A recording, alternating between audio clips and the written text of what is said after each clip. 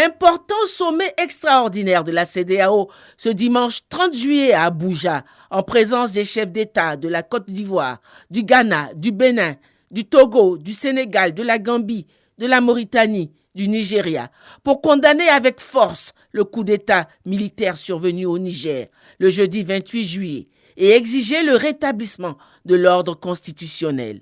Auparavant, dans la matinée de ce dimanche, une réunion de l'UEMOA s'était tenue à Abuja qui a pris un nombre de sanctions à effet financier à l'encontre du Niger ainsi qu'à l'encontre des militaires putschistes et leurs familles. La conférence des chefs d'État et de gouvernement de l'UEMOA est solidaire des mesures prises par la conférence des chefs d'État et de gouvernement de la CEDEAO réunie le 30 juillet 2023 à Abuja. Elle condamne cette tentative de coup de force et exige que le président Mohamed Bazoum, chef suprême des armées, soit libéré immédiatement et sans condition afin qu'il puisse exercer pleinement, librement ses fonctions de président de la République démocratiquement élue. Faute de quoi, et au regard des graves menaces qu'impose cette situation sur l'intégration et le bon fonctionnement de notre Union, les sanctions suivantes seront mises en œuvre avec effet immédiat. Premièrement, la fermeture des frontières terrestres et aériennes entre le Niger et les pays de l'Union. Deuxièmement, l'interdiction du survol de l'espace de l'UEMOA à tout aéronef à destination ou en provenance du Niger. Troisièmement, la suspension de toutes les transactions commerciales et financières entre les pays de l'UEMOA et le Niger, y compris celles portant sur les produits pétroliers, l'électricité, les biens et services. Septièmement, la suspension des opérations financières entre les banques du Niger et les banques installées dans les autres pays de l'UEMOA. Neuvième mesure, l'interdiction de voyage pour les auteurs de cette tentative de coup d'État, le gel de leurs avoirs financiers et la confiscation de leur patrimoine.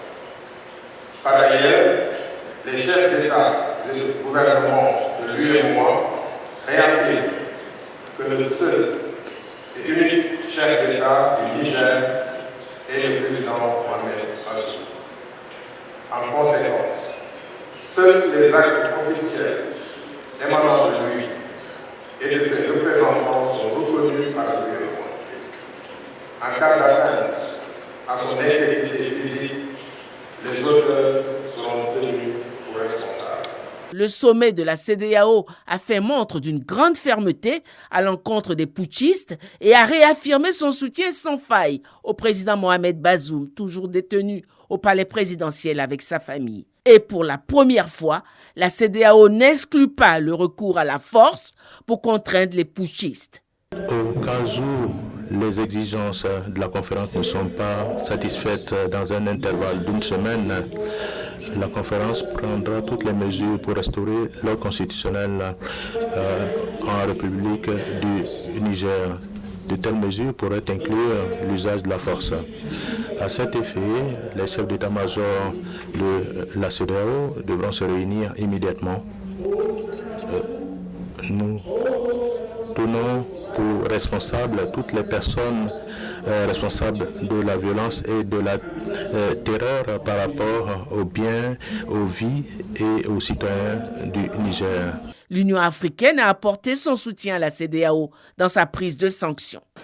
Le cas nigérien constitue une alerte assourdissante sur les risques de déstabilisation de toute la région.